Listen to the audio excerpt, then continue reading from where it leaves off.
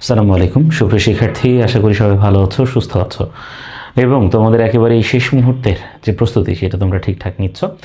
রাজশাহী বিশ্ববিদ্যালয়ের জন্য তোমরা হয়তো অনেকেরই ড্রিম ছিল রাজশাহী বিশ্ববিদ্যালয়ে তোমরা পড়বে।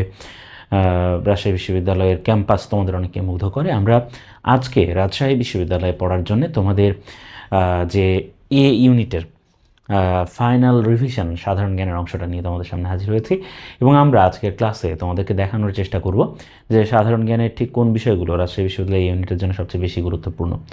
আর এইটা আমরা দেখাবো মূলত তোমাদেরকে দুইটা মডেল প্রশ্ন সমাধান করার মধ্য দিয়ে। তার মানে ঠিক কোন ধরনের প্রশ্ন রাজশাহী বিশ্ববিদ্যালয় হতে পারে, একেবারে একটা ফাইনাল রিভিশন সেই প্রশ্নগুলোর মধ্য দিয়ে তোমাদের হয়ে যাবে এবং আশা করছি এর মাধ্যমে তোমরা সকলেই রাজশাহী বিশ্ববিদ্যালয়ের জন্য অনেকটা উপকৃত হবে। তাহলে আমরা খুব বেশি কথা বাড়াবো না, আমরা আমাদের প্রশ্নে চলে যাই সরাসরি। আমাদের প্রথম যে প্রশ্নটা আছে সেই প্রশ্নটা হচ্ছে যে কোন মুঘল সম্রাটের সময়ে বাংলার নাম হয় জান্নাতাবাদ। তাহলে বাংলা একসময় মুঘল সম্রাটদের অধীনে ছিল বা মুঘল শাসন আমলের অধীনে ছিল বাংলা একসময়, আমরা জানি। এবং সেই সময়ে বাংলাকে জান্নাতাবাদ নাম দিয়েছিলেন কে? আমরা জানি বাংলাকে জান্নাতাবাদ নাম দিয়েছিলেন হুমায়ুন। হুমায়ুন বাংলা দখল করেছিলেন এবং তিনি মনে মনে একজন কবি ছিলেন। বাংলার যে প্রকৃতি, যে প্রাণ প্রকৃতি, এটা হুমায়ুনকে মুগ্ধ করে এবং হুমায়ুন তখন বাংলা দখল করে, মানে তিনি বাংলার গৌড় যে অংশটা আছে গৌড় অধিকার করেছিলেন এবং তিনি বাংলার নাম দিয়েছিলেন জান্নাতাবাদ। যদিও হুমায়ুনের এই দখলটা খুব বেশি দিন স্থায়ী হয়নি, খুব শীঘ্রই শেরশাহ তিনি কি করলেন? শেরশাহ হুমায়ুনকে পরাজিত করলেন। তাহলে হুমায়ুনকে পরাজিত করলেন শেরশাহ বিলগ্রাম এবং চৌসারের যুদ্ধে। বিলগ্রাম এবং চৌসার এই দুইটা যুদ্ধে শেষ পর্যন্ত হুমায়ুন পরাজিত হলেন কার কাছে? শেরশাহর কাছে। ঠিক আছে। বাবরের ছেলের নাম হচ্ছে হুমায়ুন আর হুমায়ুনের ছেলের নাম আকবর। আমরা এই সিরিয়ালটা মোটামুটি সবাই কম বেশি জানি। তাহলে এই যে সম্রাট হুমায়ুন, তিনি মূলত বাংলাকে দখল করে বাংলার নাম রেখেছিলেন জান্নাতাবাদ, কিন্তু পরাজিত হয়েছিলেন কার কাছে? শেরশাহর কাছে পরাজিত হয়েছিলেন। কার কাছে পরাজিত হয়েছিলেন? শেরশাহর কাছে পরাজিত হয়েছিলেন, যার প্রকৃত নাম ছিল শের খান। পরবর্তীতে তিনি শেরশাহ নাম ধারণ করেছিলেন। পরের প্রশ্নটা আমরা দেখি যে রিঙ্গিট, ডং, ইয়েন, এই যে তিনটা যে মুদ্রা রিঙ্গিট, ডং আর ইয়েন, এই তিনটা যথাক্রমে কোন কোন দেশের মুদ্রার নাম সেটা জানতে চেয়েছে। যে এই যে মুদ্রা রিঙ্গিট, ডং, ইয়েন, এগুলো কোন কোন দেশের, মানে কোন দেশের মুদ্রার নাম এগুলো। তাহলে আমরা জানি যে রিঙ্গিট, ডং, ইয়েন এগুলো হচ্ছে কোন দেশের মুদ্রার নাম। প্রথমে রিঙ্গিট তো মালয়েশিয়ার মুদ্রার নাম, তাহলে যে কোনোটার হইতে পারে। কিন্তু ডং এটা তো কখনোই চীনের মুদ্রার নাম না, কাজে এটা বাদ। এরপরে আমরা জানি যে ইয়েন হচ্ছে জাপানের মুদ্রার নাম। হ্যাঁ, তাহলে শেষে জাপান আছে এইটার, তাই না? তাহলে ইয়েন জাপান আর ডং হচ্ছে ভিয়েতনামের। তাহলে মালয়েশিয়া, ভিয়েতনাম, জাপান, এই যে 2 নম্বর যে অপশনটা আছে এটাই হচ্ছে সঠিক উত্তর। আমরা বুঝতে পারছি এটা মালয়েশিয়া, ভিয়েতনাম, জাপান হবে। এই তিনটা দেশের মুদ্রা নাম হচ্ছে রিঙ্গিট, ডং, ইয়েন যথাক্রমে। ওকে, পরের প্রশ্নটায় আমরা যদি যাই, এসডিজির কত নম্বর দফাটি লিঙ্গ সমতা বিষয়ক? আমরা জানি জেন্ডার ইকুইটি বা জেন্ডার ইকুয়ালিটি নিয়ে আলোচনা করে বা জেন্ডার এই বিষয়টা নিয়ে আলোচনা করে এসডিজির কত নাম্বার দফা? 5 নাম্বার যে অনুচ্ছেদ আছে বা 5 নম্বর যে দফাটা আছে সেটা। এসডিজি হচ্ছে sustainable development goals. Sustainable development গোলসটা খুবই ইম্পর্টেন্ট এবং সাস্টেইনেবল ডেভেলপমেন্ট গোলসের 1 থেকে 5 নাম্বার দফা এটা আমাদের খুব ভালো মতো পড়া থাকতে হবে। টেকসই উন্নয়ন লক্ষ্যমাত্রা বা সাস্টেইন ডেভেলপমেন্ট গোলসে যে 1 থেকে 5 নাম্বার যে অংশটা, এটা কিন্তু অত্যন্ত অত্যন্ত গুরুত্বপূর্ণ এবং আমাদের এই অংশটা খুব ভালো মতো পড়া থাকতে হবে। যদি আমাদের এই অংশটা ভালো মতো পড়া না থাকে আমরা কিন্তু এটাতে আমরা কি করতে পারবো না, উত্তর করতে পারবো না। এবং এসডিজি অবশ্যই প্রশ্ন আসার জন্য এমডিজি এসডিজি দুটোই খুব গুরুত্বপূর্ণ। এমডিজি শেষ হয়ে যাওয়ার পরে এসডিজি যেহেতু এখন চলমান, কাজে এটা খুব বেশি গুরুত্বপূর্ণ। পরের প্রশ্নে আমরা চলে যাই। ম্যাডোনা 43 এই চিত্রটি কার আঁকা? ম্যাডোনা 43, এই ম্যাডোনা যে শব্দটা এটা বেসিক্যালি একটা ল্যাটিন শব্দ, এর অর্থ হচ্ছে মাই লেডি। তাহলে এই যে ম্যাডোনা, এটা দিয়ে মূলত মাই লেডি বোঝানো হয়। মাই লেডি বা মিলেডি কাদেরকে বলা হয়? খুব মানে সম্মান করছো এরকম কাউকেই তো বোঝানো হবে, তাই না? মাই লেডি বলতে সাধারণত বোঝানো হয় খুব উঁচু বংশীয় বা উঁচু এরকম কেউ। এখন এইখানে ম্যাডোনাতে মাই লেডি, এই ম্যাডোনা হচ্ছেন কে? এই ম্যাডোনা হচ্ছেন মাতা মেরি। ঠিক আছে, মাতা মেরি। এখন ম্যাডোনা 43, তার মানে 1943 সালে কলকাতায় বা পুরো ভারতবর্ষ জুড়ে যে একটা ভয়াবহ দুর্ভিক্ষ হয়, শিল্পাচার্য জয়নুল আবেদিন, জয়নুল আবেদিনকে কি বলা হয়? শিল্পাচার্য বলা হয়। তো এই শিল্পাচার্য জয়নুল আবেদিন তখন ছিলেন কি ইয়াং, এবং ওই সময় তিনি চারুকলা থেকে পড়ে, মানে চারুকলা থেকে পড়ে চারুকলার ছাত্র ছিলেন এবং আঁকা আঁকি শিখেছিলেন। ইয়াং এবং এনার্জেটিক এই তরুণ, তিনি কি করেছিলেন, তিনি কলকাতায় গিয়ে তিনি দেখেছিলেন যে ডাস্টবিনে বসে মানুষ আর হচ্ছে তোমার এই কুকুর একসাথে খাবার খাচ্ছে, কাক মানুষ একসাথে খাবার খাচ্ছে, হ্যাঁ, অনাহার ক্লিষ্ট মায়ের শরীরে দুধ খুঁজছে শিশু। তাহলে এই যে এইসব ছবি তিনি তার এই ম্যাডোনা 43, তারপরে মনপুরায় যে 70 সালের যে বিখ্যাত তোমার যে ঘূর্ণিঝড়টা হয়েছিল, যে মনপুরা 70, এগুলো কার আঁকা? এগুলো আঁকা হচ্ছে শিল্পাচার্য জয়নুল আবেদিনের। ঠিক আছে, তাহলে আমাদের বুঝতে হবে যে ম্যাডোনা 43 এই চিত্রটা আঁকা জয়নুল আবেদিনের। কামরুল হাসানকে বলা হয় পটুয়া। কি বলা হয়? কামরুল হাসানকে পটুয়া বলা হয়। আর মিনার স্রষ্টা হচ্ছেন মোস্তফা মনোয়ার। মোস্তফা মনোয়ার কি মিনা নামে যে কার্টুন চরিত্র আছে, এই মিনার স্রষ্টা তিনি। এস এম সুলতান, তার বাড়ি হচ্ছে চিত্রা নদীর পাড়ে। এস এম সুলতানের বাড়ি কোথায়? চিত্রা নদীর পাড়ে এস এম সুলতানের বাড়ি, নড়াইলে এস এম সুলতানের বাড়ি। পেশিবহুল মানুষের ছবি আঁকার জন্য বিখ্যাত। দ্য ফার্স্ট প্ল্যান্টেশন, এটা হচ্ছে এস এম সুলতানের আঁকা চিত্র। নীল লোহিত, নীল লোহিত, নীল মানে তো নীল, লোহিত মানে হচ্ছে রক্ত, তার মানে কি যার রক্ত নীল। ঠিক আছে, কার ছদ্মনাম? আমরা জানি সুনীল গঙ্গোপাধ্যায়ের নাম হচ্ছে নীল লোহিত, বা এই রক্ত নীল আর কি। ঠিক আছে, কাইকোবাদ একজন বিখ্যাত কবি, মহাশ্মশান হচ্ছে তার বাংলায় লেখা, হ্যাঁ, বাংলায় লেখা তার যে তার যে এপিক মহাকাব্য, সেটা হচ্ছে মহাশ্মশান। আচ্ছা, প্যারীচাঁদ মিত্র হচ্ছেন টেকচাঁদ ঠাকুর। রবীন্দ্রনাথ ঠাকুর তার ছদ্মনাম হচ্ছে ভানু সিংহ, তাই না? ভানু সিংহ ঠাকুর ছিল তার নাম। তাহলে তাহলে রবীন্দ্রনাথ ঠাকুরের কি ছিল? ভানু সিংহ ঠাকুর। ঠিক আছে, ভানু সিংহ ঠাকুর ছিল এই রবীন্দ্রনাথ ঠাকুরের ছদ্মনাম।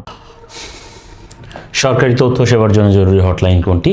আমরা জানি সরকারি তথ্য এবং সেবার জন্য জরুরি হটলাইন হচ্ছে 999। 999-এ ফোন করে, মানে ইদানিং তো এই যে তোমরা হয়তো দেখেছো ইতিমধ্যেই, যে আমরা যখন এই কোনো রিল দেখি হঠাৎ করে, অনেক রিলে দেখা যায় কেউ 999-এ ফোন দেন, কেউ 999-এ ফোন দেন, এরকম বলে, তাই না?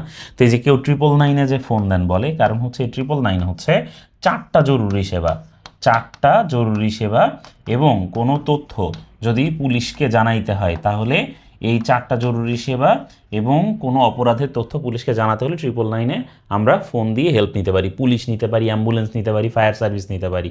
ঠিক আছে, অপরদিকে 333 হচ্ছে জাতীয় তথ্য বাতায়ন। কি এটা? জাতীয় তথ্য বাতায়ন। তার মানে যে কোনো তথ্য যদি আমরা জানতে চাই, ঠিক আছে, জাতীয় তথ্য বাতায়ন হচ্ছে 333।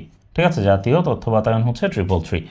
ওকে, পরের প্রশ্নে আমরা যাই। পার্সোনা নন গ্রাটা এই পরিভাষাটি, পার্সোনা নন গ্রাটা এই পরিভাষাটি কিসের সাথে সংশ্লিষ্ট?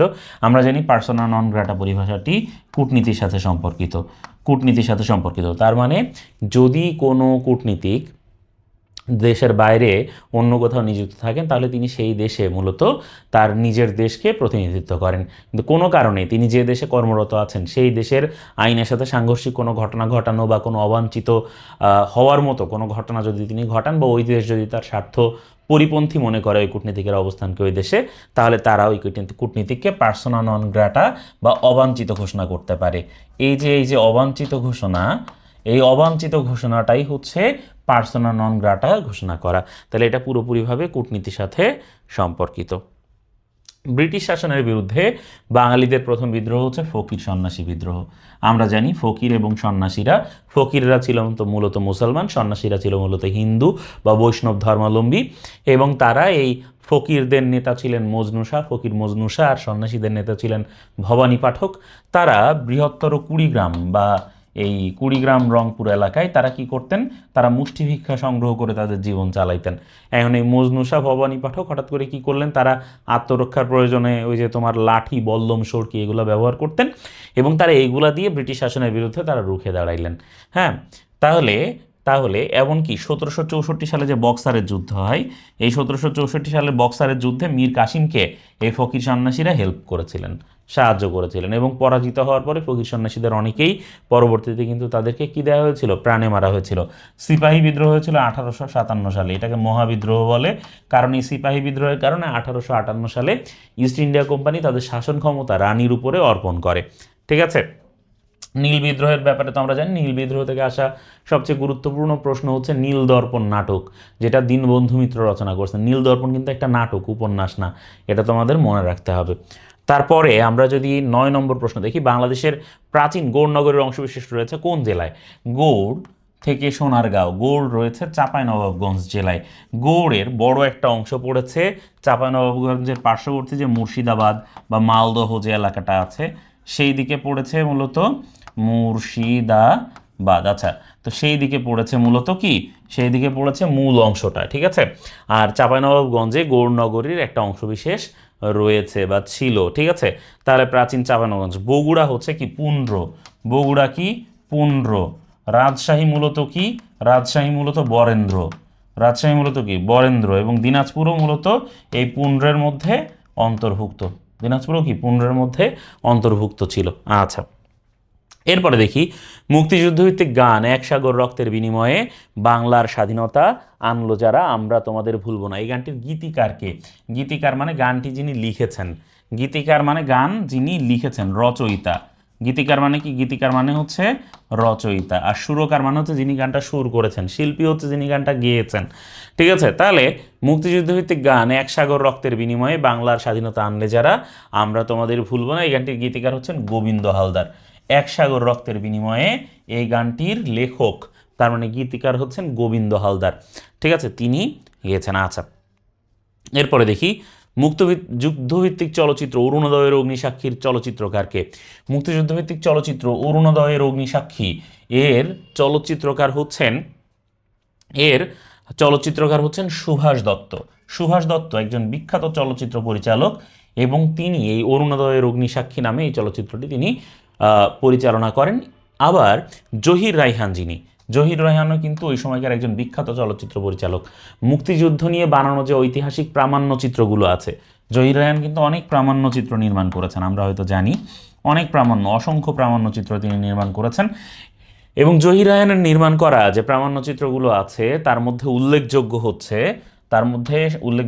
স্টপ জেনোসাইড, তাই না, স্টপ জেনোসাইড। তারপরে হচ্ছে let there be light, let, হ্যাঁ, দেয়ার বি লাইট, তাই না, এই যে লেট দেয়ার বি লাইট, এগুলো হচ্ছে কার, তোমার হচ্ছে জহির রায়হানের বিখ্যাত তোমার এই প্রামাণ্য চিত্র বা ডকুমেন্টারি, তাই না। আবার তারেক মাসুদ, তার বিখ্যাত চলচ্চিত্রের নাম হচ্ছে রানওয়ে। তারেক মাসুদের বিখ্যাত চলচ্চিত্র কি, রানওয়ে। হ্যাঁ, তারপরে মাটির ময়না, মাটির ময়না। এরপরে আদম সুরত, তাই না, মাটির ময়না, আদম সুরত, এগুলা কার, এগুলা হচ্ছে তারেক মাসুদের বিখ্যাত। আলমগীর কবির কিন্তু আরেকজন বিখ্যাত চলচ্চিত্র পরিচালক। ঠিক আছে, আলমগীর কবির আরেকজন বিখ্যাত চলচ্চিত্র পরিচালক, তিনিও অনেক চলচ্চিত্র পরিচালনা করেছেন। হ্যাঁ, এই যে ধীরে বহে মেঘনা, হ্যাঁ, এগুলোতে কিন্তু আলমগীর কবির খুব অসাধারণ তার চলচ্চিত্রের তার পরিচালনার যে দক্ষতা সেটা। আচ্ছা, পরের প্রশ্নটা দেখি, সাহিত্যে নোবেলজয়ী লাসলো ক্রাসনোহোরকায় এর প্রথম উপন্যাস হচ্ছে স্যাটার্ন ট্যাঙ্গো।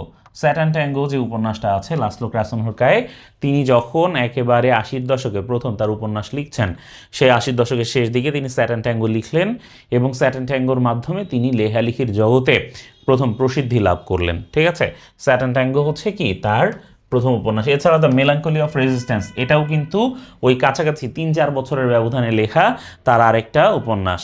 ঠিক আছে, from third world to first, এটা লিখেছেন Lee Kuan Yew. Lee Kuan Yew হচ্ছেন সিঙ্গাপুর, আধুনিক সিঙ্গাপুরের জনক বলা হয় লি কুয়ান ইউকে, সিঙ্গাপুরের প্রধানমন্ত্রী ছিলেন তিনি। ঠিক আছে, হ্যামলেট লিখেছেন শেক্সপিয়ার। হ্যাঁ, হ্যামলেট লিখেছেন শেক্সপিয়ার। শেক্সপিয়ারের যে ঐতিহাসিক ট্র্যাজেডিগুলো আছে সেই ট্র্যাজেডিগুলোর মধ্যে একটা হচ্ছে হ্যামলেট। আচ্ছা, পরের প্রশ্নটা আমরা দেখি, কাপুরুষেরা মরার আগে বহুবার মারা যায়, সাহসীরা একবার মৃত্যুবরণ করে। এই উক্তিটা হচ্ছে উইলিয়াম শেক্সপিয়ারের। উইলিয়াম শেক্সপিয়ার এই যে কাপুরুষেরা মরার আগে, হ্যাঁ, বহুবার মরে, cowards die many times before their death. ঠিক আছে, এটা বলছে উইলিয়াম শেক্সপিয়ার। আচ্ছা, এরিস্টটল তো একজন বিখ্যাত দার্শনিক, জন মিল্টনকে বলা হয় অন্ধকবি, শেলি হ্যাঁ, একজন বিখ্যাত ইংরেজ কবি হচ্ছেন শেলি, তাই না? বাট উইলিয়াম শেক্সপিয়ারের উক্তি হচ্ছে এইটা যে কাপুরুষেরা মরার আগে বহুবার মারা যায়। ঠিক আছে, এরিস্টটলের গুরু হচ্ছেন কে? এরিস্টটলের গুরু হচ্ছেন প্লেটো। হ্যাঁ, আর প্লেটোর গুরুকে, প্লেটোর গুরু ছিলেন সক্রেটিস। প্লেটোর গুরু কে ছিলেন? সক্রেটিস ছিলেন। আর এরিস্টটলের শিষ্য হচ্ছেন কে? আলেকজান্ডার, তাই না? আলেকজান্ডার হচ্ছেন এরিস্টটলের শিষ্য। আচ্ছা, জন মিল্টন, আমি তো বলেছি যে তিনি অন্ধ কবি, ঠিক আছে, যে প্যারাডাইজ লস্ট, তারপর প্যারাডাইজ মানে রিগেইনড, ঠিক আছে, জন মিল্টনের বিখ্যাত তার মানে কাব্যগ্রন্থ এবং তার এপিক বলা যায়, মহাকাব্য বলা যায়। আটলান্টিক সনদে যুক্তরাষ্ট্র এবং ব্রিটেনের পক্ষে স্বাক্ষর করেন কে কে? আটলান্টিক সনদে যুক্তরাষ্ট্র এবং এটা ব্রিটেনের পক্ষে স্বাক্ষর করেন মূলত রোনাল্ড রিগান, তো ওই সময় ছিলেনই না, মার্গারেট থ্যাচার না, George W Bush, Tony Blair কখনোই হবে না, জিমি কার্টার, রানী দ্বিতীয় এলিজাবেথ বহুত পরের কথা, ফ্রাঙ্কলিন ডি রুজভেল্ট হচ্ছেন দ্বিতীয় বিশ্বযুদ্ধকালীন সময়ে মার্কিন প্রেসিডেন্ট, এবং উইনস্টন চার্চিল হচ্ছেন গ্রেট ব্রিটেনের প্রধানমন্ত্রী। সুতরাং 4 নাম্বারটাই হচ্ছে সবচেয়ে যুক্তিযুক্ত। আমরা জানি এই দুইজন, ফ্রাঙ্কলিন ডি রুজভেল্ট যাকে এফডিআর বলা হয়, এবং উইনস্টন চার্চিল যিনি ওই যে memories of second world war লিখেছেন তার দ্বিতীয় বিশ্বযুদ্ধের ইতিহাস নিয়ে, তারা দুইজন প্রিন্সেস অফ ওয়েলস নামে একটা রণতরীতে বসে এই আটলান্টিক সনদ বা আটলান্টিক চার্টার যেটা আছে সেটাতে স্বাক্ষর করেন। ওকে, পরের প্রশ্ন দেখি। কাবাডি খেলায় প্রতি দলের পক্ষে 7 জন করে খেলোয়াড় থাকে। খেলাধুলা থেকে আসা প্রশ্ন, খেলাধুলা থেকে আরও এই ধরনের গুরুত্বপূর্ণ বিষয় জানতে হবে। বিশেষ করে বিভিন্ন খেলায় একটার সাথে আরেকটা নাম জড়িত থাকে না, যেমন এই যে গালি, স্লিপ, কাভার, হ্যাঁ এইগুলা। তারপরে মিডফিল্ড কোন খেলার সাথে জড়িত, গালি কোন খেলার সাথে জড়িত, হ্যাঁ এরপরে এই যে তোমার এই যে লব, পুশ, এগুলা কোন খেলার সাথে জড়িত, এই ধরনের অনেক নাম থাকে। বিভিন্ন স্টেডিয়ামের নাম দিয়ে বলতে পারে যে এখানে কোন খেলা হইতো, বা কোন খেলার জন্য স্টেডিয়াম প্রসিদ্ধ, এরকম প্রশ্ন দিতে পারে। সংবিধানের কোন সংশোধনের মাধ্যমে রাষ্ট্রপতি শাসিত সরকার ব্যবস্থা পরিবর্তন করে সংসদীয় সরকার ব্যবস্থা প্রবর্তন করা? আমরা জানি দ্বাদশ সংশোধনের মাধ্যমে এই কাজটি করা হয়েছিল, ঠিক আছে, কারণ রাষ্ট্রপতি শাসিত সরকার পরিবর্তন করে সংসদীয় সরকার ব্যবস্থা প্রবর্তন করা হয়, এবং এর মাধ্যমে রাষ্ট্রপতির ক্ষমতা ক্ষুণ্ণ হয় এবং প্রধানমন্ত্রীর ক্ষমতা কি হয়? প্রাধান্য পায়। প্রধানমন্ত্রী হন নির্বাহী প্রধান একটা দেশের, ঠিক আছে। পরের প্রশ্ন দেখি। 8, 11, 17, 29, 53 পরবর্তী সংখ্যাটি কত এটা জানতে চেয়েছে। আমরা দেখি যে 8 আর 11-র মধ্যে ডিফারেন্স কত? 3। 11 আর 17-র মধ্যে ডিফারেন্স হচ্ছে 6, তার মানে এটা সমান্তর ধারা না। 17 আর 12-র মধ্যে ডিফারেন্স, 29-এর মধ্যে ডিফারেন্স হচ্ছে 12, 29 আর 53-এর মধ্যে ডিফারেন্স হচ্ছে 24। আমরা বুঝতে পারছি প্রত্যেকটাতে ডিফারেন্স হয়েছে কি? ডাবল। দেখো 3 গুণ 2 সমান সমান কি? 6, হ্যাঁ 6 গুণ 2 সমান সমান কি? 12, 12 গুণ 2 সমান সমান কি? 24। তাহলে 24 গুণ 2 সমান সমান কি? এখানে হবে 48। তাহলে 48 যোগ 53, হ্যাঁ 48 যোগ 53 কত হয়? 53 আর 48 আমার বিশ্বাস 101 হবে। তাহলে পরবর্তী সংখ্যাটা হচ্ছে কত? 101। পরের প্রশ্নটা আমরা দেখে নিই যে 11, 15, 23 আবারও দেখি। 11, 4, 15, 15 আর 8, 23, 23 আর 16 হচ্ছে 39। তাহলে আমরা বুঝতে পারছি যে আবারও ডাবল ডাবল হচ্ছে। তাহলে 16 গুণ 2 32, তাহলে 39 যোগ 32 সমান সমান কত হয়? 39 আর 32, 3, 9, 11, 3, 3, 6, 7। আচ্ছা তাহলে এটা হবে 71। হ্যাঁ, এই ধারাটির পরবর্তী সংখ্যা হচ্ছে কত? 71 হচ্ছে এই ধারার পরবর্তী সংখ্যা। আশা করি যে তোমরা ধারাগুলো বুঝতে পারছো। হ্যাঁ, আবার অনেক সময় সমান্তর ধারা আসে, সমান্তর ধারা আসলে কিভাবে করবো সেটাও আমরা দেখিয়ে দেব। তাহলে দেখো, কোন যন্ত্রের সাহায্যে সমুদ্রের গভীরতা মাপা হয়? কোন যন্ত্রের সাহায্যে সমুদ্রের গভীরতা মাপা হয়? আমরা জানি যে সমুদ্রের গভীরতা মাপা হয় কোন যন্ত্রের সাহায্যে? ফ্যাদোমিটার, সেটি হচ্ছে সমুদ্রের গভীরতা মাপার যন্ত্র। কারণ সমুদ্রের গভীরতাকে ফ্যাদম দিয়ে পরিমাপ করা হয়, কত ফ্যাদম গভীরতা। তাইলে ফ্যাদোমিটার দিয়ে কত ফ্যাদম গভীরতা, সেই মিটার হচ্ছে ফ্যাদোমিটার। ল্যাক্টোমিটার হচ্ছে দুধের বিশুদ্ধতা নির্ণয় যন্ত্র। দুধের বিশুদ্ধতা নির্ণয় যন্ত্র হচ্ছে ল্যাক্টোমিটার। দুধের বিশুদ্ধতা নির্ণয় যন্ত্র হচ্ছে ল্যাক্টোমিটার। থার্মোমিটার হচ্ছে কি? তাপমাত্রা পরিমাপ করা, শরীরের তাপমাত্রা, মানুষ বা প্রাণীর শরীরের তাপমাত্রা মাপা হয় থার্মোমিটার দিয়ে। আর ব্যারোমিটার কি? ব্যারোমিটার হচ্ছে বায়ুর চাপ মাপা, বায়ুর চাপ পরিমাপ করার যন্ত্র হচ্ছে কি? ব্যারোমিটার। তাহলে ব্যারোমিটার হচ্ছে বায়ুর চাপ পরিমাপ, ল্যাক্টোমিটার হচ্ছে দুধের বিশুদ্ধতা নির্ণয়, থার্মোমিটার হচ্ছে তাপমাত্রা, ফ্যাদোমিটার হচ্ছে সমুদ্রের গভীরতা। এরপর আমরা দেখি কোন গ্রহের কোনো উপগ্রহ নেই। আমরা জানি বুধ নামে যে গ্রহটা আছে সেই গ্রহের কোনো উপগ্রহ নেই। শনিকে বলা হয় বলয়যুক্ত গ্রহ। কি বলা হয়? বলয়যুক্ত গ্রহ বলা হয় শনিকে, কারণ শনির চারপাশে কি বলয় আছে এরকম। হ্যাঁ, এই যে ধরো এটা শনি গ্রহ, এটাকে এরকম বলয় দিয়ে ঘেরা আছে, এজন্য শনিকে বলা হয় বলয়যুক্ত গ্রহ। একাধিক বলয় রয়েছে শনিতে। ঠিক আছে, মঙ্গলকে কি বলা হয়? লাল গ্রহ বলা হয়। মঙ্গলকে কি বলা হয়? লাল গ্রহ বলা হয়। বৃহস্পতিকে বলা হয় গ্রহরাজ। কেন? বড় গ্রহ থেকে বলা হয় এটাকে গ্রহরাজ বলা হয়। ঠিক আছে, তাহলে বৃহস্পতিকে বলে গ্রহরাজ, মঙ্গলকে বলে লাল গ্রহ, শনিকে বলছে বলয়যুক্ত গ্রহ। ঠিক আছে, আর বুধ হচ্ছে কোনো উপগ্রহ বুধের নেই এবং সবচেয়ে দ্রুততম গ্রহ। কি? সবচেয়ে দ্রুততম গ্রহ হচ্ছে বুধ। তারপরে আমরা দেখি কোন আদিবাসী সম্প্রদায় চট্টগ্রাম অঞ্চলের বাহিরে বসবাস করে। আমরা জানি চট্টগ্রাম অঞ্চলে তো চাকমা, মারমা, ত্রিপুরা এরা বসবাস করে, কারণ চট্টগ্রাম অঞ্চলের বৈশাখী হচ্ছে চট্টগ্রাম অঞ্চলের বিখ্যাত উৎসব। এখন আমরা যদি বৈশাখীর কথা বলতে যাই, তাহলে বৈশাখী কি? বৈশাখীর বই হচ্ছে বৈশুখ, বৈশাখীর বই হচ্ছে বৈশুখ, সাথে হচ্ছে সাংগ্রাই, সাংগ্রাই, হ্যাঁ, এবং এই বিতে হচ্ছে কি? বিজু। হ্যাঁ, তাহলে আমরা বুঝতে পারছি যে যে বৈশুখ, হ্যাঁ, এটা হচ্ছে ত্রিপুরাদের উৎসব।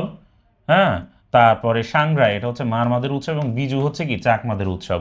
তাহলে এই তিনটাই হচ্ছে কি পার্বত্য চট্টগ্রামে বা চট্টগ্রাম অঞ্চলে বসবাস করে।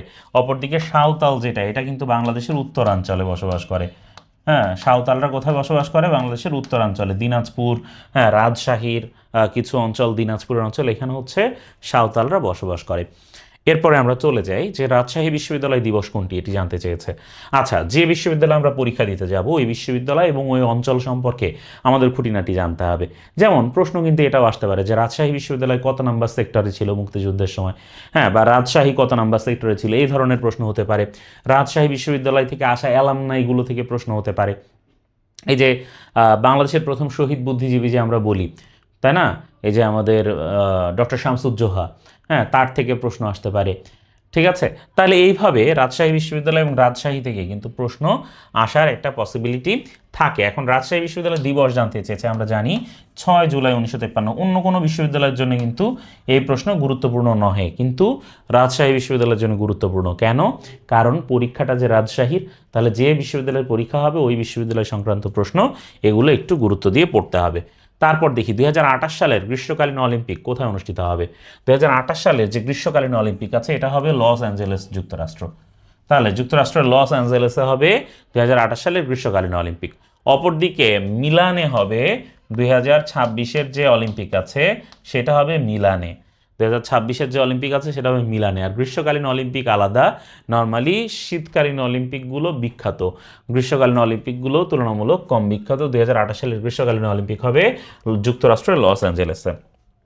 পরের প্রশ্ন, সানা। সানা হচ্ছে সিরিয়ান নিউজ এজেন্সি আর কি। ঠিক আছে, তো সিরিয়ার নিউজ এজেন্সি হচ্ছে কি? সানা। ঠিক আছে, সিরিয়ার নিউজ এজেন্সি বা সংবাদ সংস্থা হচ্ছে সানা। ওকে, তাহলে এইবার আমরা পরের প্রশ্ন আমরা দেখি যে দেশের 26তম প্রধান বিচারপতি জুবাইর রহমান চৌধুরী। আচ্ছা, একটা দেশের, বিশেষ করে বাংলাদেশের প্রধান বিচারপতি, এটা খুবই গুরুত্বপূর্ণ একটা ব্যাপার এবং খুব রিসেন্টলি এটা পরিবর্তন হয়েছে। কাজেই এটা থেকে প্রশ্ন আসার পসিবিলিটি রয়েছে। রাজশাহী বিশ্ববিদ্যালয়ে আসতে পারে প্রশ্ন। আমরা জানি যে জুবাইর রহমান চৌধুরী হচ্ছেন তিনি দেশের 26তম প্রধান বিচারপতি। নাম কি? জুবাইর রহমান চৌধুরী। জুবাইর রহমান চৌধুরী, আমাদের চৌধুরী সাহেব, তিনি 28 ডিসেম্বর 2025-এ তিনি কি? তিনি শপথ গ্রহণ করেন এবং 28 ডিসেম্বর 2025 শপথ গ্রহণের মাধ্যমে তিনি প্রধান বিচারপতি হিসেবে নিযুক্ত হন। আচ্ছা, নর্মালি প্রধান বিচারপতিকে নিয়োগ দেয় কে?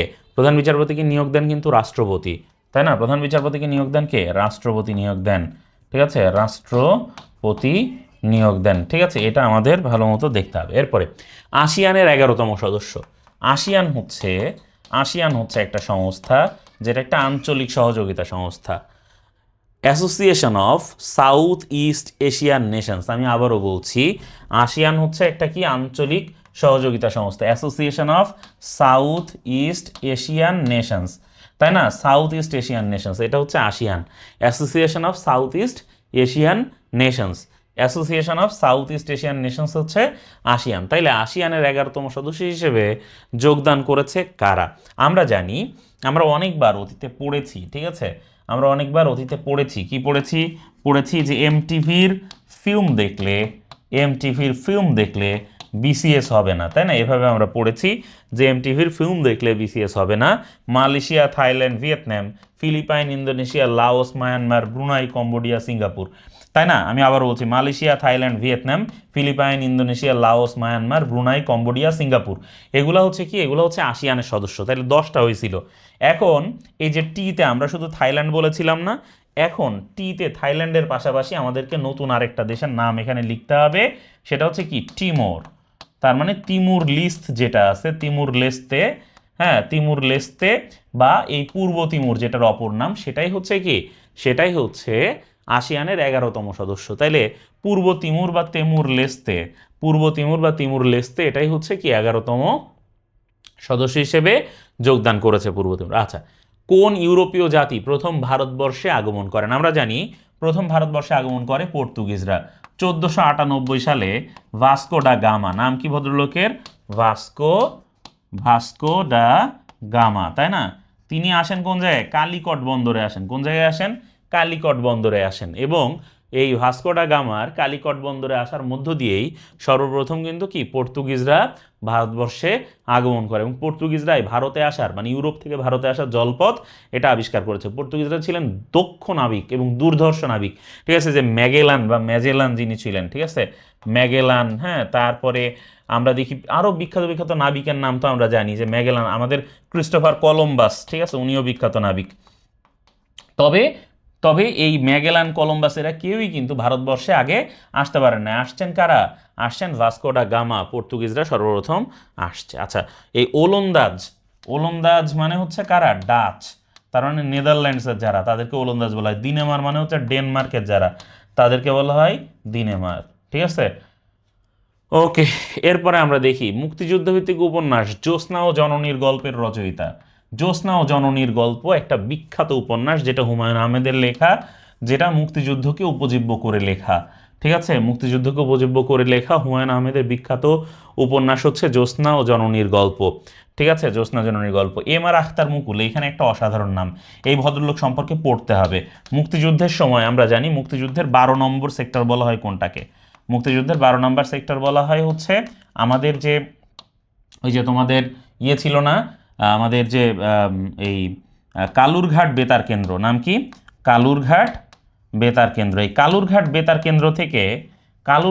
কেন্দ্র থেকে চরমপত্র পড়া হইতো। কি পড়া হইতো? চরমপত্র। এই যে চরমপত্র যেটা, এই চরমপত্র হচ্ছে এক ধরনের কথিকা। চরমপত্র হচ্ছে কি? এক ধরনের কথিকা। কথিকা কি জিনিস ভাইয়া?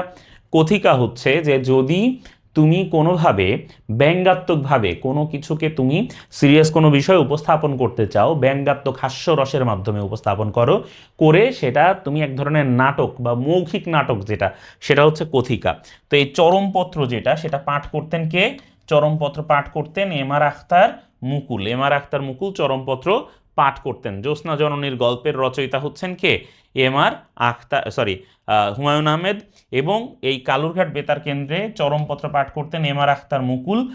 কালুরঘাট বেতার কেন্দ্রকে বলা হয় 12 নম্বর সেক্টর। সেলিনা হোসেন একজন বিখ্যাত কথা সাহিত্যিক, তার লেখা হাঙ্গর নদী গ্রেনেড, এটা নিয়ে পরবর্তীতে সিনেমা বানানো হয়েছে, হাঙ্গর নদী গ্রেনেড, ঠিক আছে। আর শামসুল হক তো হৃদয়ের গহীন ভেতর লিখেছেন, তাই না? তারপরে হচ্ছে আমাদের এই যে তার লেখা, এই যে তোমার এই মানে উপন্যাস নিয়ে সিনেমাও বানানো হয়েছে, আমি এই মুহূর্তে উপন্যাসটার নাম মনে করতে পারছি না। তো সেলিনা হোসেন তিনি হাঙ্গর নদী গ্রেনেড এই উপন্যাস লিখেছেন এবং এইটা নিয়ে পরবর্তীতে সিনেমা বানিয়েছেন চাষী নজরুল ইসলাম, হাঙ্গর নদী গ্রেনেড থেকে, ঠিক আছে। আচ্ছা, এরপর আমরা দেখি যে জাতিসংঘের স্থায়ী সদস্যগুলোর মধ্যে বাংলাদেশকে প্রথম স্বীকৃতি দেয় কোন দেশ? জাতিসংঘের যে স্থায়ী সদস্যগুলো ছিল, জাতিসংঘের স্থায়ী সদস্যগুলোর মধ্যে বাংলাদেশকে প্রথম স্বীকৃতি দেয় সোভিয়েত ইউনিয়ন। জাতিসংঘের স্থায়ী সদস্য দেশগুলোর মধ্যে বাংলাদেশকে প্রথম স্বীকৃতি দেয় সোভিয়েত ইউনিয়ন। ওকে, পরের প্রশ্নে যদি আমরা চলে যাই, আমরা দেখি 95, 87, 80, 74 এই ধারাটির অষ্টম পদ কত হবে? এখন আমরা প্রত্যেকটার মধ্যে অন্তরটা দেখি। এটার মধ্যে 95 থেকে 87 অন্তর্গত 8, 87 থেকে 80 অন্তর্গত 7, মানে অন্তর মানে হচ্ছে তফাৎ, পার্থক্য, ঠিক আছে। 80 থেকে 74 অন্তর কত? 6, মানে তফাৎ হচ্ছে 6। তাহলে 74 থেকে পরেরটা যেটা, সেটার অন্তর হবে কত? 5।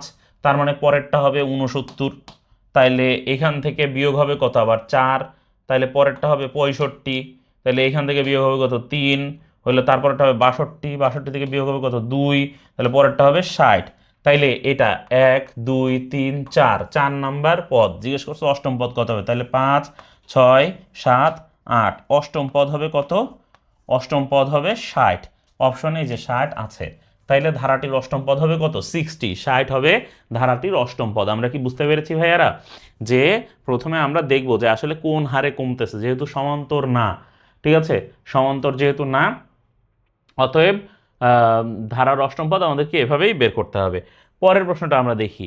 আচ্ছা, এখন এই যে এই ধারাটা, এইখানে আমরা যদি ধারাগুলোর তফাৎ দেখি, তাইলে দেখো 5 থেকে 8-এর মধ্যে পার্থক্য হচ্ছে 3, 8 থেকে 11-এর মধ্যে পার্থক্য 3, 11 থেকে 14-এর মধ্যে পার্থক্য হচ্ছে 3। তাহলে প্রত্যেকটার মধ্যে পার্থক্য বা অন্তর এটা কিন্তু সমান। এটা কি? এটা সমান, ঠিক আছে। তাইলে এই যে অন্তর বা তফাৎ যদি সমান হয়, তাহলে সেই ধারাকে বলে সমান্তর ধারা। সেই ধারাকে কি বলে? সমান্তর ধারা। তার মানে সমান অন্তর যার, প্রত্যেকটার মধ্যে তফাৎ কি? সমান সমান, এই জন্য এটাকে বলা হচ্ছে সমান্তর ধারা। তাইলে সমান্তর ধারার যদি কোনো পদ বের করতে বলে, তাহলে আমার মনে করতে হয় যে এই যে কোন পদ যে বলছে, তাহলে আমাদের মনে করতে হবে যে ওই পদটা হচ্ছে কি? এন। তাইলে এন হচ্ছে, আমরা মনে করব যে 383 হচ্ছে কি? এন তম পদ।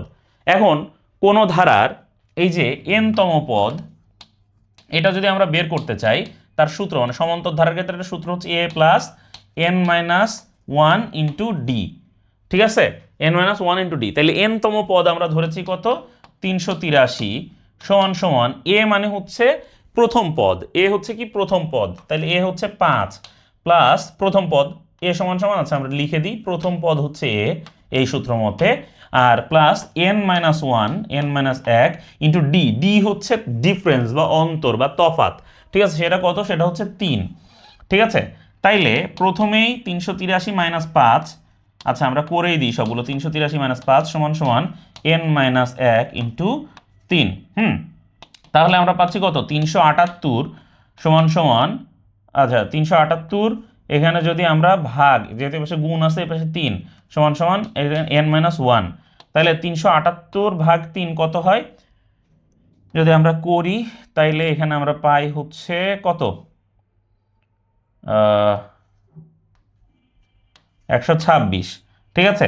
তাইলে এন মাইনাস 1 সমান সমান 126, তাহলে এন সমান সমান কত? 126 যোগ 1, তার মানে 127, তাই না? তাহলে কততম পদ 383? 127তম পদ হবে 383। আমরা পেয়েছিলাম কোন পদ, তার মানে এন হচ্ছে কি? সেই পদ, 127তম পদ। অতএব 127তম পদ হচ্ছে 383, এই ধারাটার 127তম। এরকম যোগ করতে করতে 127 পর্যন্ত গেলে আমরা 383 পাবো। এইভাবে করে কিন্তু আমরা বের করতে পারি। আমরা পরের পৃষ্ঠায় এটারই একটা সমাধান করে দেখিয়েছি, ঠিক আছে, যে প্রদত্ত ধারাটি হলো একটি সমান্তর ধারা, কারণ এর প্রতিটি পদের মধ্যবর্তী পার্থক্য সমান। ধারাটির প্রথম পদ এ সমান সমান 5, তারপরে সাধারণ অন্তর ডি সমান সমান কি? 3। ধারাটির এন তম পদ যদি আমরা 383 ধরে নিই, তাহলে সূত্র হচ্ছে এন তম পদ সমান সমান a plus n minus 1 into d. এভাবে মান বসিয়ে আমরা কিন্তু 127তম পদ, এই উত্তরটা খুব সহজে, খুব সুন্দর মতো এখানে পেয়ে যাই। আশা করি তোমরা সবাই বিষয়টা সুন্দর করে বুঝতে পারছো। এবার পরের প্রশ্ন আমরা দেখি, সিমের পূর্ণরূপ কি? সিমের পূর্ণরূপ হচ্ছে সাবস্ক্রাইবার আইডেন্টিটি মডিউল। তার মানে যদি কোনোভাবে তুমি একটা সিম কেনো, তাহলে তুমি হচ্ছে কি ওই কোম্পানির ওই ইয়েতে তুমি সাবস্ক্রাইব করছো, এবং সেই সাবস্ক্রাইবের ডিভাইসটা হচ্ছে সিম, তাই না? সাবস্ক্রাইবার আইডেন্টিটি মডিউলটাই হচ্ছে সিম, যেটা তোমার আইডেন্টিটি বা তোমার নিজস্ব আলাদা একটা নাম্বার তোমাকে ওইটার এগেনস্টে তারা দিচ্ছে, এটা হচ্ছে সিম। পরের প্রশ্ন দেখি, আদিনাথ মন্দির কোন দ্বীপে অবস্থিত? আদিনাথ মন্দির কোন দ্বীপে অবস্থিত এটা জানতে চাইছি। আমরা জানি আদিনাথ মন্দির হচ্ছে মহেশখালী দ্বীপে অবস্থিত। মহেশখালী হচ্ছে বাংলাদেশের একমাত্র পাথুরে বা পাহাড়ি দ্বীপ। তাহলে বাংলাদেশের একমাত্র পাহাড়ি দ্বীপ কোনটা? মহেশখালী। ডিজিটাল আইল্যান্ড বলা হয় কোনটাকে? মহেশখালীকে বলা হয় ডিজিটাল আইল্যান্ড বা ডিজিটাল দ্বীপ, বাংলাদেশের ডিজিটাল দ্বীপ। ভোলাকে বলা হয় বাংলাদেশের দ্বীপের রানী, ভোলাকে বলা হয় বাংলাদেশের দ্বীপের রানী, ঠিক আছে, ভোলা। তারপরে কুতুবদিয়াতে কি আছে? কুতুবদিয়াতে আমরা দেখি ওই যে লাইট হাউস আছে, ঠিক আছে, বা বাতিঘর রয়েছে, কুতুবদিয়ায় কি রয়েছে, বাতিঘর রয়েছে। সেন্ট মার্টিনকে বলা হয় প্রবাল দ্বীপ, বাংলাদেশের একমাত্র প্রবাল দ্বীপ হচ্ছে সেন্ট মার্টিন, এটাকে নারিকেল জিঞ্জিরা বলে। ঠিক আছে, কি বলে, নারিকেল জিঞ্জিরা বলে। তাহলে আদিনাথ মন্দির হচ্ছে মহেশখালী দ্বীপে অবস্থিত। পরের প্রশ্ন দেখি, কোন দেশের জাতীয় খেলা আর্চারি? খুবই কমন একটা প্রশ্ন, আমরা জানি ভুটানের জাতীয় খেলা হচ্ছে কি, আর্চারি। ভুটানের জাতীয় খেলা আর্চারি। ঠিক আছে, আর্চারি মানে হচ্ছে তীরন্দাজ বা তীরন্দাজি আর কি, তীর নিক্ষেপ করা। ঠিক আছে, এটা হচ্ছে জাতীয় খেলা। পরের প্রশ্ন দেখি, অমৃত সাগর কোন ফসলের উন্নত জাত? অমৃত সাগর হচ্ছে কলার উন্নত জাত। একটা কলার উন্নত জাত হচ্ছে কি অমৃত সাগর। অমৃত সাগর একটা কলার জাত। এছাড়া যত ব্রি লেখা যা কিছু তোমরা দেখবা, ব্রি এগুলো হচ্ছে ধান, বাংলাদেশ রাইস রিসার্চ ইনস্টিটিউট। তারপরে যে নেরিকা, হ্যাঁ এটা হচ্ছে একটা কষ্ট সহিষ্ণু বা লবণাক্ততা সহিষ্ণু ধান। ঠিক আছে, তারপরে যে কাপালি ধান, ঠিক আছে, হরিধান, সরি হরিধান, হরিধান এটা হচ্ছে হরিপদ কাপালি, হরিপদ কাপালির উদ্ভাবন করা ধান হচ্ছে হরিধান। ঠিক আছে, পরের প্রশ্ন আমরা দেখি, এশিয়ান ড্রামা এই গ্রন্থের রচয়িতা হচ্ছেন গুনার মির্ডাল। গুনার মির্ডাল এশিয়ান ড্রামা এই গ্রন্থের রচয়িতা। জর্জ অরওয়েল 1948, তাই না, 1948। তারপরে আমরা দেখেছি অ্যানিম্যাল ফার্ম, এগুলো তার লেখা বিখ্যাত মানে বিখ্যাত বই গ্রন্থ অ্যানিম্যাল ফার্ম। ঠিক আছে, এবং জর্জ অরওয়েল কিন্তু অ্যানিম্যাল ফার্মে সর্বপ্রথম যে কোল্ড ওয়ার এই ধারণাটি দিয়েছিলেন সর্বপ্রথম তিনি অ্যানিম্যাল ফার্মে। ঠিক আছে, প্রণব মুখার্জি তো পশ্চিমবঙ্গের মুখ্যমন্ত্রী ছিলেন দীর্ঘদিন। ঠিক আছে, এবং ওই যে কোয়ালিশন ইয়ার্স এই নামে তার লেখা বিখ্যাত গ্রন্থ আছে আর কি। উইলিয়াম শেক্সপিয়ার সম্পর্কে আর কি বলবো, বিখ্যাত নাট্যকার, তাই না, বিখ্যাত নাট্যকার। এবং তিনি ওই যে তোমার অনেকগুলো নাটক, যেগুলো কোনোটা ট্র্যাজেডি কোনোটা কমেডি, সেগুলো তিনি লিখেছেন। হ্যামলেট, ম্যাকবেথ, হ্যাঁ, তারপরে এই যে তোমার মার্চেন্ট অফ ভেনিস, তাই না, এগুলো তার বিখ্যাত গ্রন্থ, বিখ্যাত নাটক। দ্য পারসিস্টেন্স অফ মেমোরি এবং দি এলিফ্যান্টস এর চিত্রকর হচ্ছেন সালভাদর দালি। সালভাদর দালি হচ্ছেন স্পেনের বিখ্যাত চিত্রকর। তিনি পারসিস্টেন্স অফ মেমোরি এঁকেছেন। পারসিস্টেন্স অফ মেমোরিতে তিনি একটা মূলত পরাবাস্তব, এটা বলে হচ্ছে পরাবাস্তব চিত্র, পরাবাস্তব চিত্র, ঠিক আছে, তিনি এঁকেছেন। হ্যাঁ, পরাবাস্তব একটা চিত্র তিনি এঁকেছেন, সালভাদর দালি স্পেনের বিখ্যাত চিত্রকর। লিওনার্দো দা ভিঞ্চি এঁকেছেন মোনালিসা। লিওনার্দো দা ভিঞ্চি এঁকেছেন কি, মোনালিসা। তারপর দ্য লাস্ট সাপার, তাই না। পাবলো পিকাসো হচ্ছেন একজন বিখ্যাত আরেকজন চিত্রকর। পাবলো পিকাসো এই যে তোমার গুয়ের্নিকা এঁকেছেন, কি এঁকেছেন, গুয়ের্নিকা বা গের্নিকা। এই গুয়ের্নিকাতে কিন্তু আবার এটা অনেক প্রশ্নে আসে।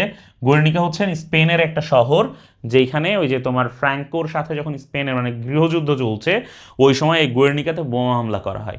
পাবলো পিকাসো কি করেছেন, গুয়ের্নিকাকে একটা মানুষের চরিত্র, মানুষের রূপ হিসেবে দেখেছেন। এবং সেখানে এই বোমা হামলার পরে যখন চারদিক ছিন্ন বিচ্ছিন্ন হয়ে গেছে, তখন পাবলো পিকাসো এই গুয়ের্নিকা শহরের ছবি তিনি এঁকেছেন। মাইকেল অ্যাঞ্জেলো হচ্ছেন আরেকজন বিখ্যাত মানে তোমার ভাস্কর। ঠিক আছে, ভাস্কর মানে হচ্ছে যিনি ভাস্কর্য নির্মাণ করেন, একই সাথে চিত্রকর। ঠিক আছে, তিনি যে পিটা মোজেস, হ্যাঁ, এগুলো তিনি এঁকেছেন। তারপরে যে তোমার সিস্টাইন চ্যাপেলের ছাদের নকশার ব্যাপারে মাইকেল অ্যাঞ্জেলোর বড় ভূমিকা রয়েছে। বিগ ব্যাং এই তত্ত্বের প্রবক্তা হচ্ছেন জা লেমেটার গ্যাসো বা জর্জ লেমেটার গ্যাসো। ঠিক আছে, জর্জ লেমেটার গ্যাসো হচ্ছেন এই এই এই বিগ ব্যাং তত্ত্বের প্রবক্তা আর কি। ঠিক আছে, তবে এই বিগ ব্যাং তত্ত্ব পরবর্তীতে এই বিগ ব্যাং তত্ত্বকে মানে সঠিক প্রমাণ করেন স্টিফেন হকিংস তার গ্র্যান্ড ডিজাইন লেখার মধ্য দিয়ে। তবে এই তত্ত্বের প্রবক্তা হচ্ছেন জা লেমেটার গ্যাসো। এরপরে দেখি, আফ্রিকা ইউরোপকে পৃথককারী প্রণালীর নাম হচ্ছে জিব্রাল্টার প্রণালী। আফ্রিকা এবং ইউরোপকে পৃথককারী প্রণালীর নাম হচ্ছে জিব্রাল্টার প্রণালী। এই জিব্রাল্টার প্রণালীর উপর দিকে আছে হচ্ছে তোমার ইউরোপ, কি আছে, ইউরোপ, এবং ইউরোপের এখানে আছে হচ্ছে তোমার স্পেন। ঠিক আছে, স্পেন আছে, আর নিচে আছে কি, নিচে আছে মরক্কো। স্পেন থেকে মরক্কোকে পৃথককারী প্রণালী হচ্ছে জিব্রাল্টার প্রণালী।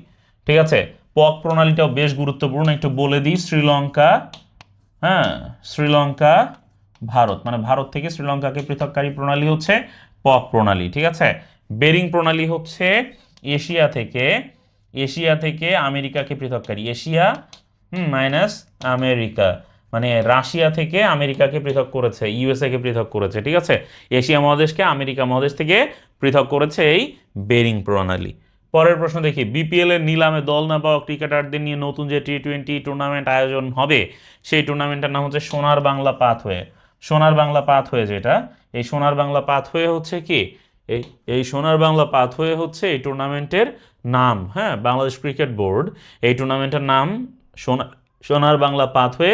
বিপিএল এর নিলামে দল না পাওয়া ক্রিকেটারদের নিয়ে নতুন করে বিপিএলের মানে নিলামে দল না পাওয়া ক্রিকেটারদের নিয়ে নতুন যে টি-20 টুর্নামেন্টের আয়োজনের ঘোষণা দিয়েছে বাংলাদেশ ক্রিকেট বোর্ড, সেটা হচ্ছে সোনার বাংলা পাথওয়ে। পরের প্রশ্ন দেখি, বাংলাদেশের প্রথম জাদুঘর। আমরা জানি বাংলাদেশের প্রথম জাদুঘর হচ্ছে বরেন্দ্র জাদুঘর। বরেন্দ্র জাদুঘর হচ্ছে বাংলাদেশের প্রথম জাদুঘর, যেটা জাতীয় জাদুঘর।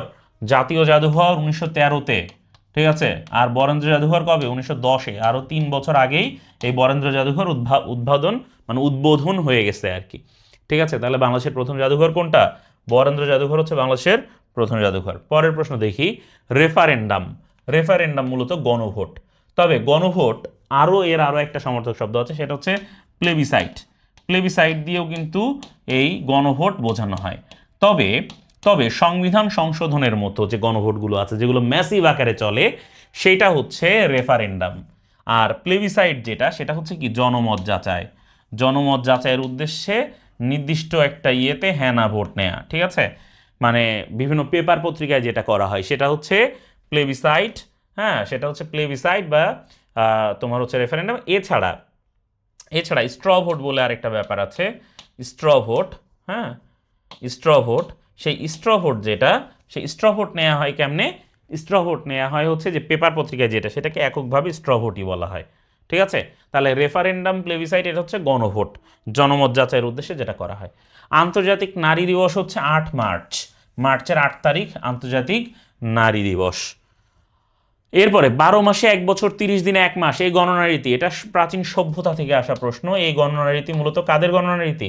আমরা জানি এই গণনা রীতি হচ্ছে মিশরীয় সভ্যতার গণনা রীতি। প্রাচীন মিশরীয়রা 12 মাসে 1 বছর 30 দিনে 1 মাস এই গণনা রীতি চালু করেছিল, এবং তারা এই গণনা রীতি অনুসরণ করে তারা তাদের গণনা চালিয়ে যেত। সিন্ধু সভ্যতা সর্বপ্রথম বাটখারা আবিষ্কার করেছে। কি আবিষ্কার করেছে?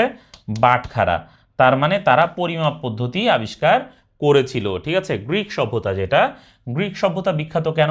আমরা জানি যে গ্রিক সভ্যতা বিখ্যাত হচ্ছে তাদের দার্শনিকদের কারণে। প্রাচীন গ্রিসের দার্শনিকরা কিন্তু খুবই বিখ্যাত ছিলেন, তাই না? Socrates, Plato, Aristotle. আচ্ছা, মেসোপটেমিয়া সভ্যতা হচ্ছে 4টা পর্যায়ক্রমিক সভ্যতা। কয়টা? 4টা পর্যায়ক্রমিক সভ্যতা। এদের এক একটার এক এক রকম বিশেষত্ব রয়েছে। আচ্ছা, এরপরে আমরা দেখি বায়ুমণ্ডলে যে স্তর দিয়ে বেতার তরঙ্গ প্রতিফলিত হয়।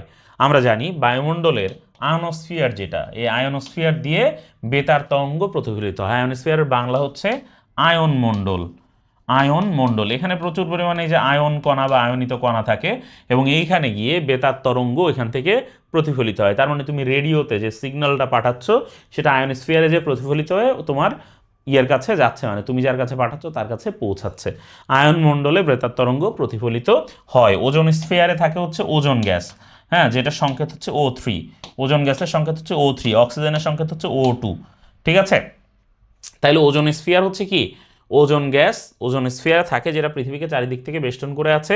ওজোন গ্যাস কিন্তু পৃথিবীর ভারসাম্য, মানে পরিবেশের ভারসাম্যের জন্য খুবই জরুরি আর কি। আচ্ছা, পরের প্রশ্ন দেখে, নিচের কোনটি স্ক্যান্ডিনেভিয়ান দেশ নয়?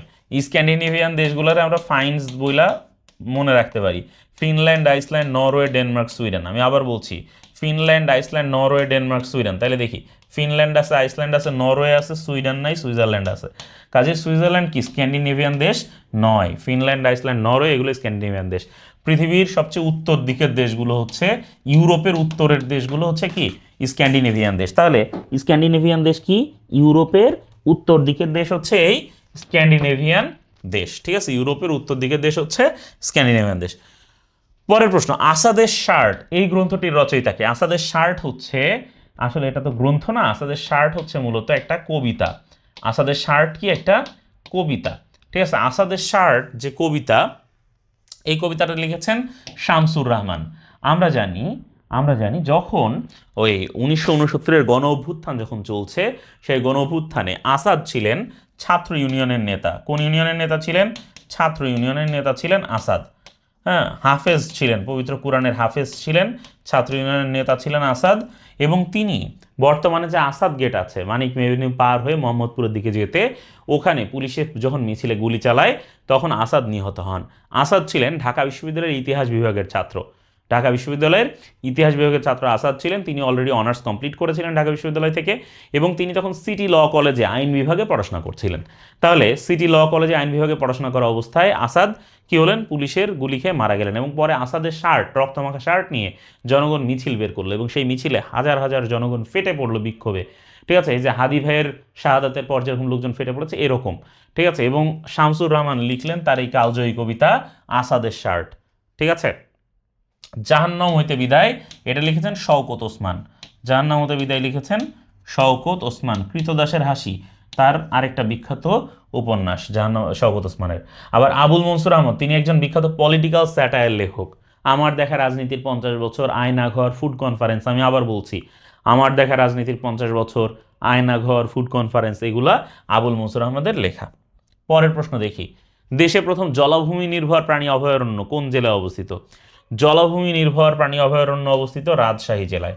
ঠিক আছে, রাজশাহী জেলার তানোয়ারার গোদাগাড়ি যেটা আছে ওই দিক দিয়ে এই জলাভূমি নির্ভর প্রাণী অভয়ারণ্য এটা করছে। ঠিক আছে, তাহলে এটা রাজশাহীতে অবস্থিত। আচ্ছা, তো এই ছিল মোটামুটি আমাদের রাজশাহী বিশ্ববিদ্যালয়ের জন্য কিছু গুরুত্বপূর্ণ প্রশ্ন, এবং একই সাথে তোমরা কোন বিষয়গুলোতে বা কোন টপিকগুলোতে তোমাদের বেশি গুরুত্ব দেওয়া দরকার, আশা করি যে তোমরা এই বিষয়ের মাধ্যমে বুঝতে পেরেছো। খেলাধুলা থেকে শুরু করে বাংলাদেশ এবং রাজশাহী কেন্দ্রিক বিভিন্ন ব্যাপার তোমরা যদি একটু পড়ো, যে তথ্যগুলো তোমাদেরকে দিয়েছি সেগুলো যদি তোমরা মনে রাখো, আশা করি পরীক্ষাতে তোমরা অবশ্যই উপকৃত হবে। এবং পরীক্ষার হলে গিয়ে অবশ্যই আমাদের ক্লাসগুলোর কথা মনে করবে, ভাইয়া তোমাদের পড়ানোর সময় কি বলেছিল, কোন জায়গায় কোন বিষয়টা উল্লেখ করেছে সেটা মনে করবে, এবং মাথা ঠান্ডা রাখবে। আশা করি তোমাদের পরীক্ষা সবচেয়ে ভালো হবে। তোমাদের সবার জন্য অনেক অনেক দোয়া, শুভকামনা, ভালোবাসা। সবাই ভালো থাকো, সুস্থ থাকো। আল্লাহ হাফেজ।